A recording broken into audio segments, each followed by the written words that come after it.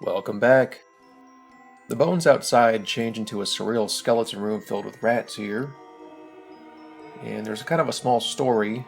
It's supposed to be some kind of purgatory for two greedy people who killed each other over treasure. If you crawl over the overflowing fountain, you find a small brick building, which contains the bodies of a Shadow Knight and a shaman.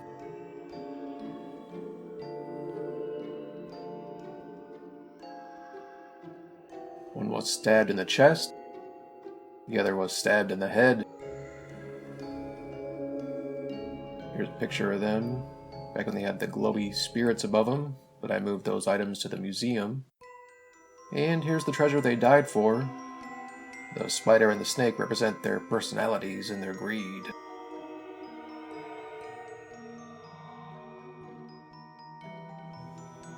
Outside is more of the purgatory world merging with their minds.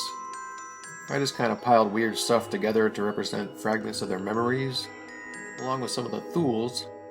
Shaman and Shadow Knights worship them, and since the Thule family represents fear, nightmares, and dreams, it's pretty hard to cram all this stuff into a one-room house and fit down the passageways.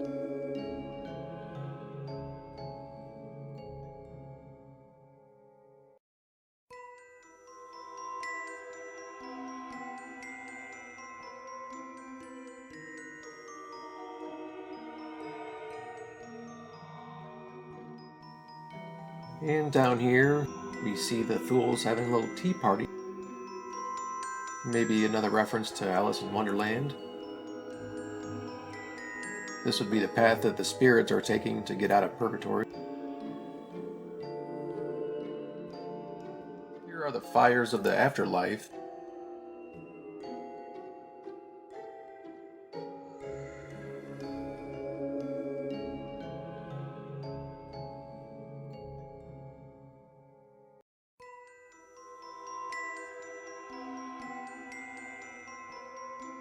Then we've got a frozen world of the dead.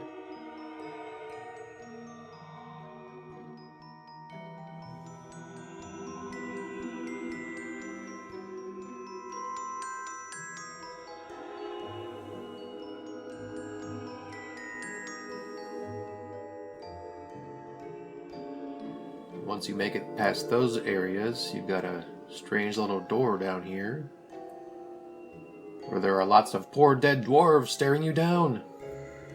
If the spirits are able to pass through all these horrors, then they can walk into the light and move to the next realm.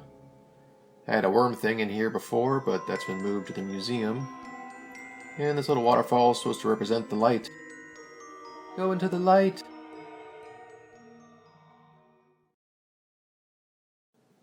Alright, so that was the first Fear House.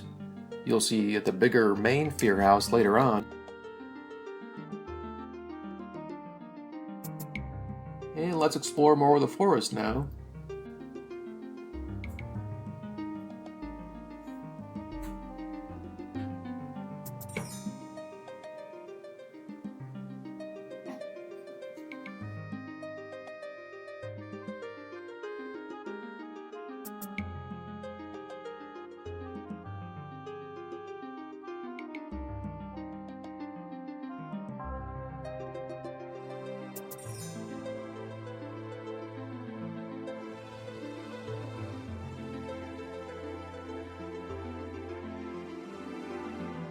Got some archways here that kind of make a little road through the plots.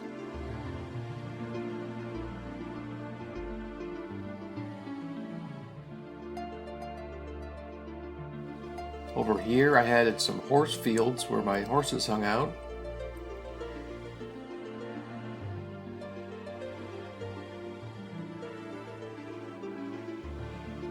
But they're all in the museum now. And we'll check out that fountain a little later on.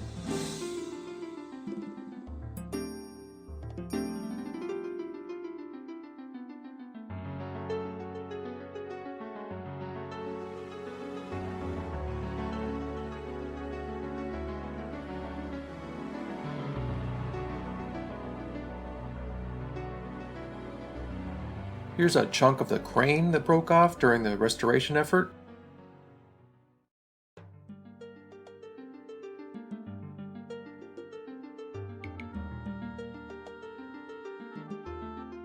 And hidden over here is a little cave where some dwarves live.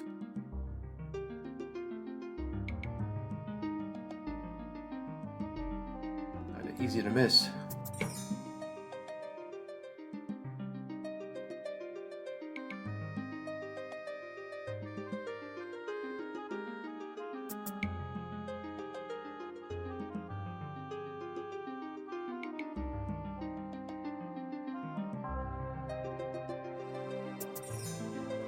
Up there is the Dwarven Crane. I made up some lore that the dwarves moved into the land many generations ago and started to restore the ancient Karen ruins that they found, and this spot is their main camp.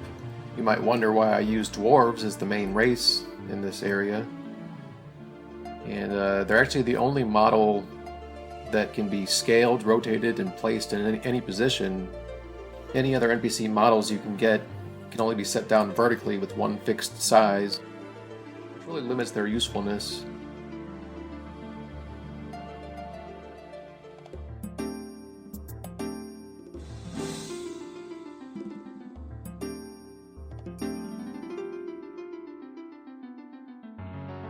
There's once some ghosts back here, but I moved them to the Fear House.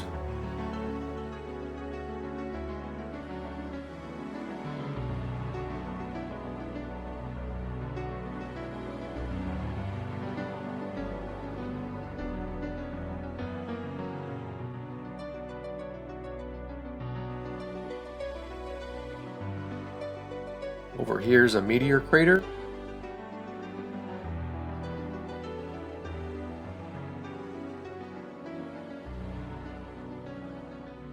And behind it you can see a tower that got damaged when it crashed through. And you can kind of crawl up in the ruins, but there's not much to see up there. These aqueduct items were certainly useful for us housing designers. Scale pretty big, make some cool structures, and that water graphic can be used in so many different ways, and I've seen them really creative methods in other housing designs.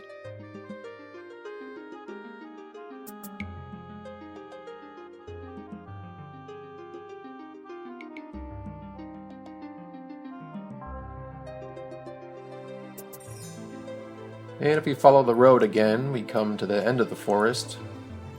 Got a broken flower cart.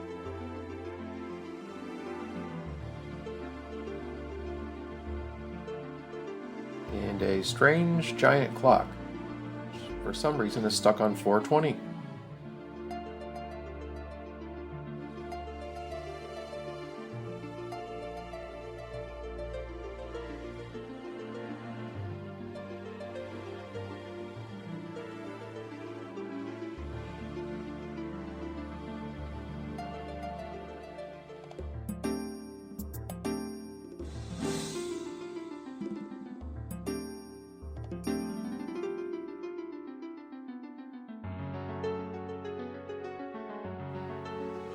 Up here on the ridge is my wife Zalia's house.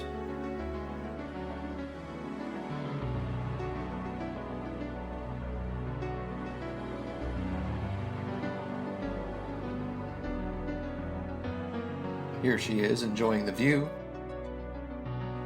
So we've seen the ground level of the woods, and now it's time to explore the upper areas. I'll take the fun way up using the crane.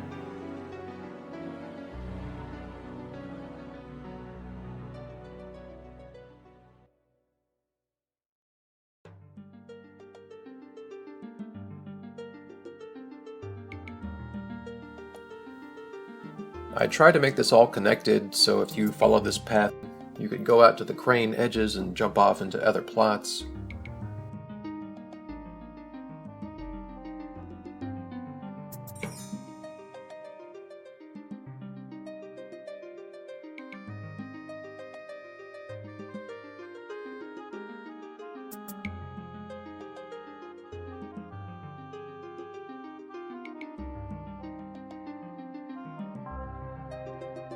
Over there you can see the Karen symbols on the ruins.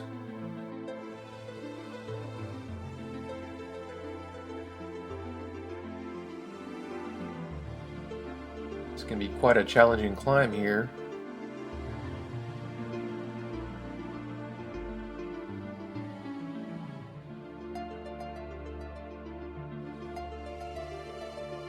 Alright, so we've made it to the top of the crane.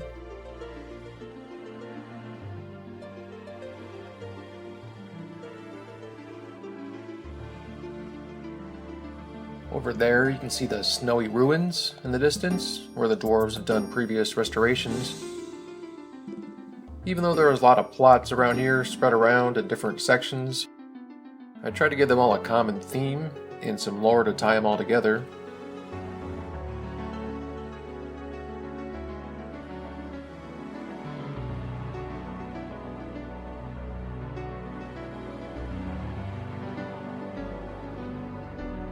Now with some luck you can jump between the plots here and you can land on the other ruins.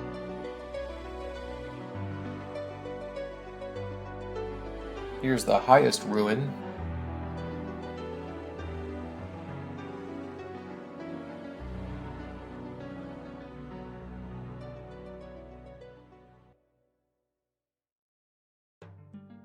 A kind of bank.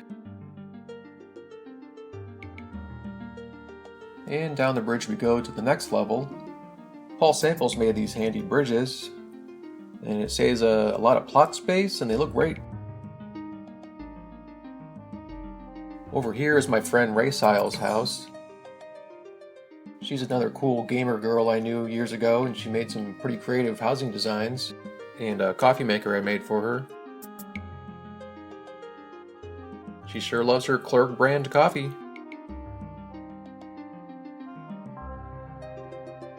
Here's another hidden area of the Elite Woods. Some pretty dense foliage here and the secret path. And I found it! The secret pool.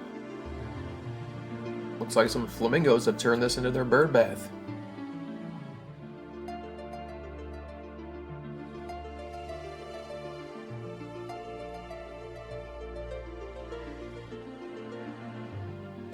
Alright, let's head back up.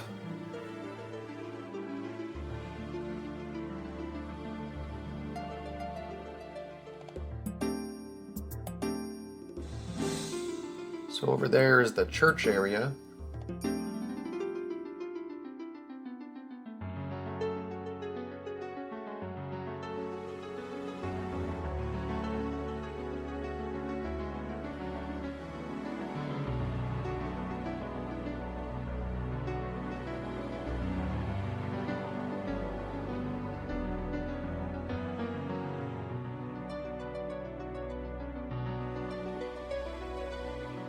I must have tested these jumps like 100 times to make sure they were perfect, so you could make the jump without levitate. In the lore I made up that the dwarves worshipped Tsolaes, one of the lesser gods no one really sees in the game. Over here is a pool of frozen magic.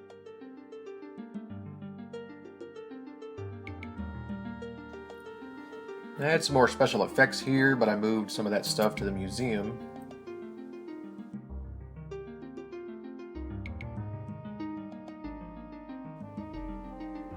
Up here was supposed to be a representation of the avatar of a sea.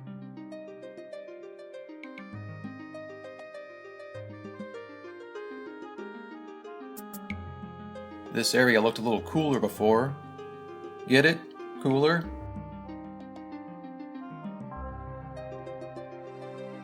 Alright, let's fly over to the next ruin. Got a little library here.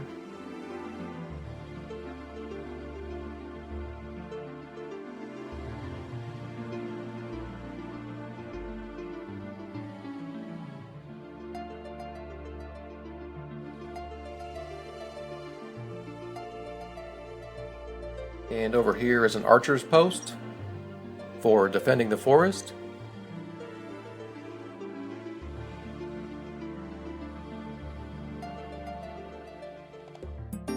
Down here is a little pub.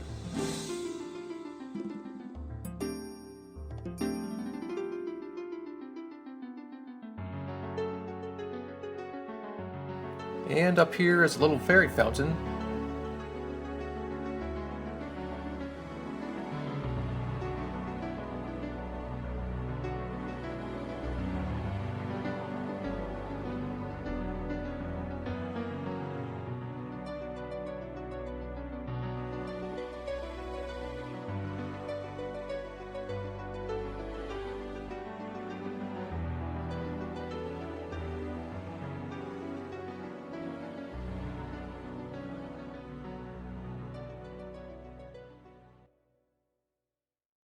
Alright, let's wander back through the ruins and up the crane.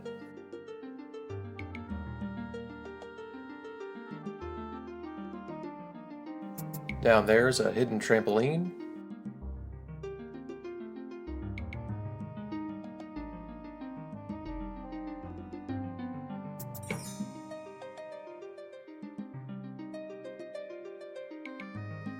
Here's another fun jump to try without levitate.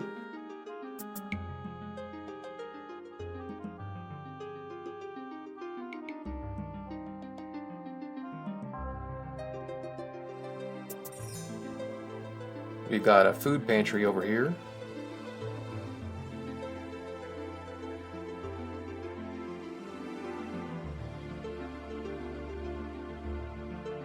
Over here's a weapon storage area.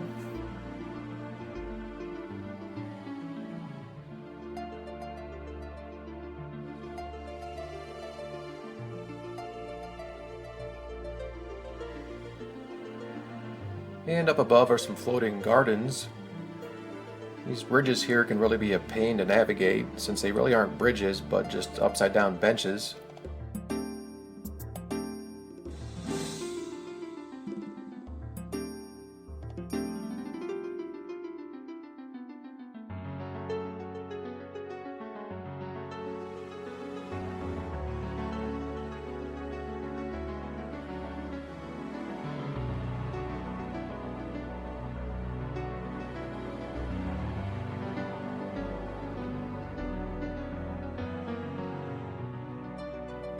Oh look, a little dwarf lady is enjoying the view up here.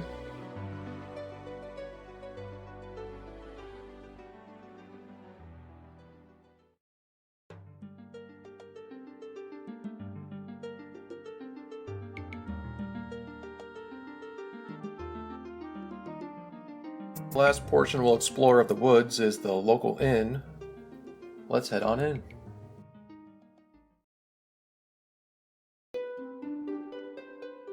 I kinda thought it would be cool to have a treehouse inn up here, but it's so hidden I wonder if anyone's ever really found it.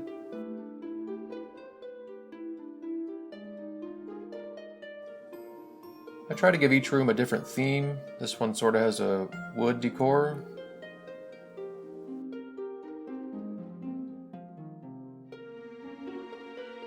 And this one has stone furniture.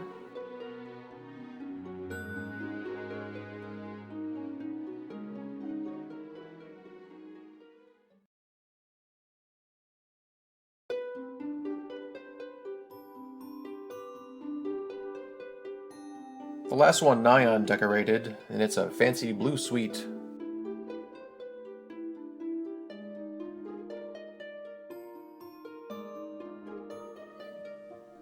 I think this door used to connect between this inn and the Elite Park Inn, but for some reason it doesn't work anymore.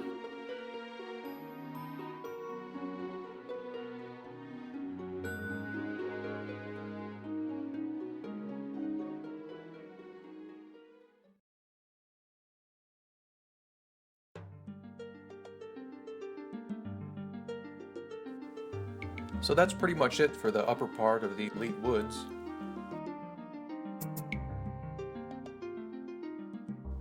Let's move to another part of the Spruce Bridge Hollows.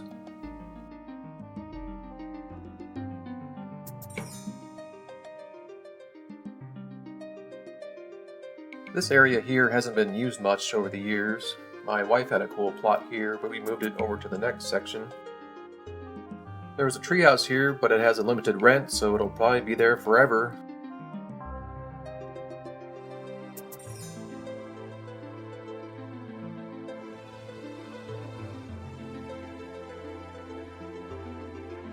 An old guildie called Rowdimus had a few plots here with his wife, but sadly I lost them due to missing rent a few times. They also used to have a guild plot here. Here's some pics of the area, what it looked like before. And they let me edit their plot, and I sort of took it over, much to their dismay. After Rowdimus lost the guild plot, I formed another sub-guild and moved on in. And we kind of moved the snow theme that used to be here over to the ruins area, you'll see. And I've changed this into a mountain forest area where the dwarves like to hang out. Here's who I call Grandpa Dwarf. He's part of the storyline I never finished.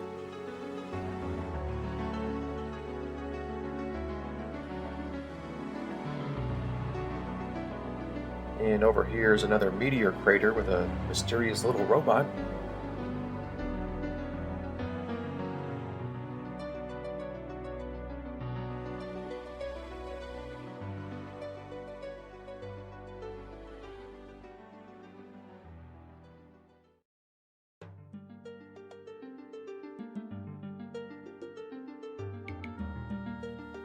If we follow the pathway here, we come to the cave at the base of the mountain. Now, this is the part of the interactive quest I never completed. I wrote up a story, planned out all the technical stuff, and brought over all my extra items to store here. I even bought, with Daybreak Cash, the biggest guild hall to give me the most space to work with.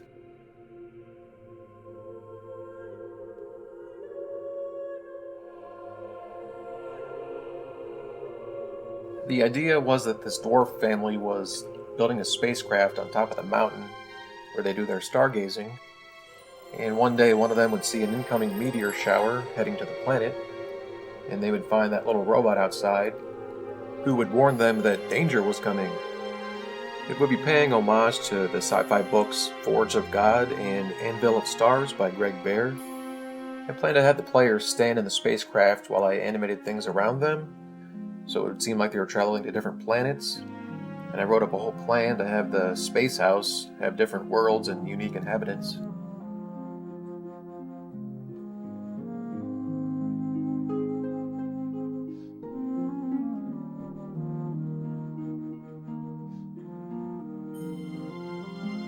Through the sky here, we see my hidden museum.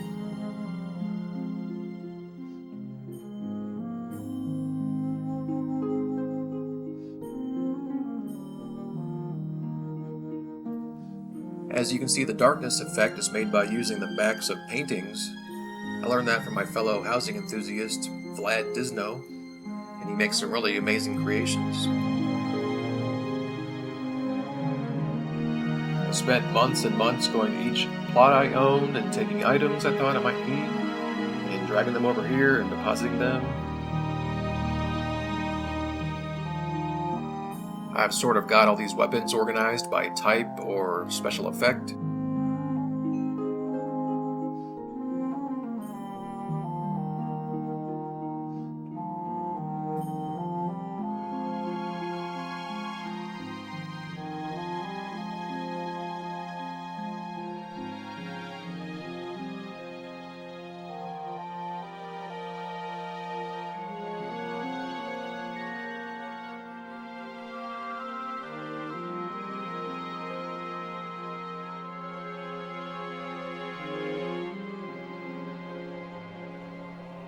We've got some giant tiles over here. Those scale really big and are pretty useful. And lots of little glowies here I would use for planets or moons or something. Here are some more of Paul's amazing models. He really filled in the need for a more complex housing item, especially large parts of buildings. Players making houses used to have to use tons of item slots just to construct something simple, but his genius models let you do all that and you just only use a few slots. It's too bad Daybreak didn't keep supporting the housing feature and expand on these ideas. Oh, there's that worm thing I had in the first Fear House, eating the dwarf souls. Here's some more pretty glowies and piles of pets I've collected.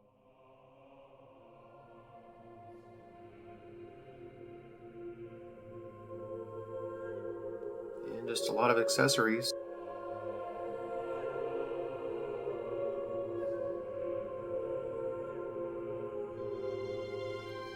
Here are all my mounts.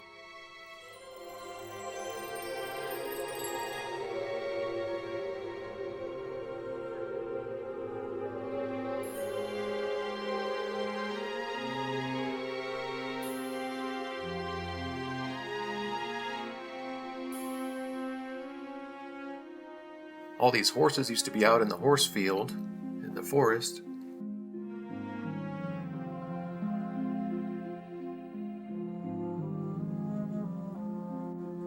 This darker brown horse here used to belong to Claney, who was my good friend that passed away. We had a memorial service for her in game, and we passed out her items so people could remember her. And one of my friends suggested that I take her horse that she rode for many years. That was a pretty sad time. But seeing her old items helps me remember all the good times we had playing EverQuest. Down here we've got some snowy items, and some other random things I've collected with the free monthly Daybreak cash I used to get.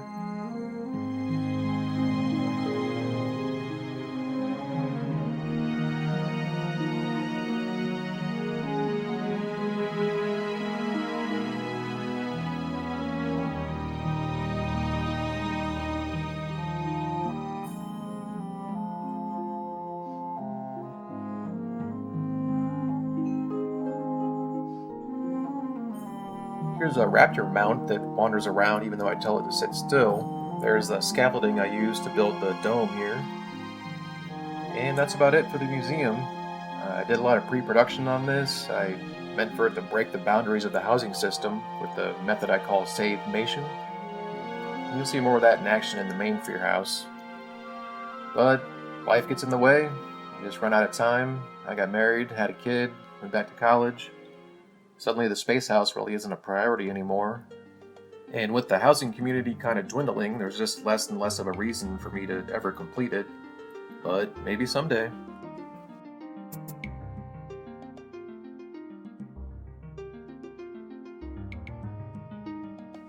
I kind of use forced perspective here to make the mountains seem taller. And that little mountain in the distance used to have snow on it too. Over in the corner was a little forest retreat that Rowdimus used to have, but I lost that plot as well. So my wife took it over. It is now an homage to the movie The Fountain. She gave me the idea and I sort of took over the plot and did my own thing.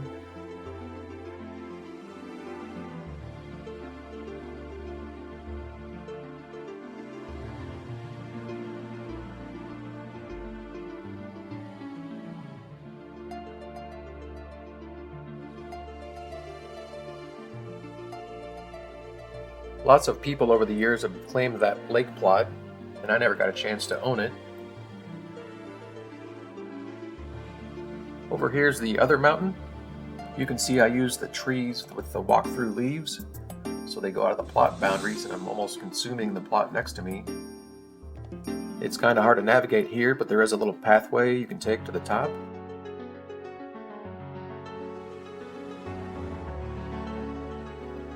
Got a nice view from up here. There really aren't any large rocks to use to build these mountains, or at least ones that I can get. I haven't unlocked them yet. I had to use upside down tree trunks instead, and it sort of works.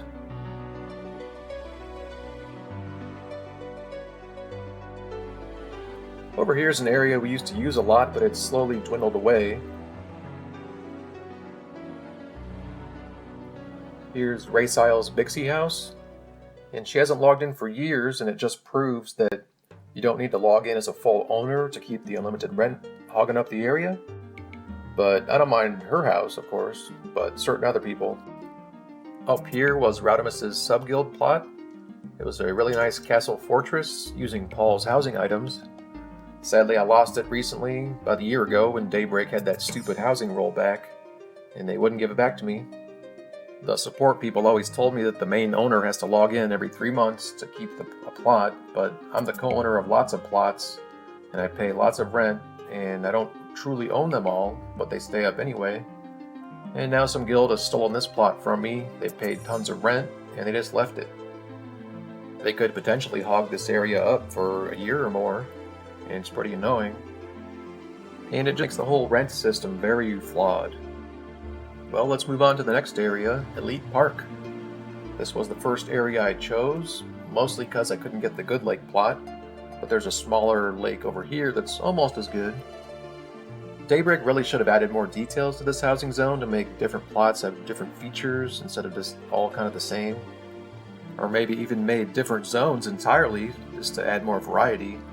Having just this one proves that the company kind of half-assed the feature and didn't put much thought into it, even though at one time they did hint that they would have more housing zone types. So this is Tsolaes' main house, and since he loves the snow and cold, it's themed around that. Here are some pictures of the early designs of the area. Here's my very first house, and some other people moved in. And, pretty barren at first, but people started adding different things and themes and trees, a gazebo.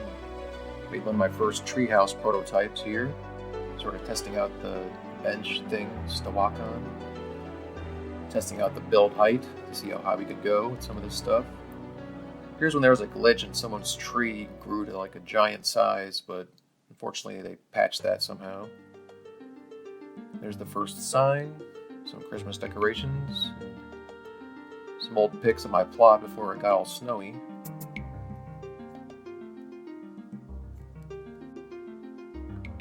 And I've got one of those rare hermit hideaway dragon houses, and let's check it out in part 3.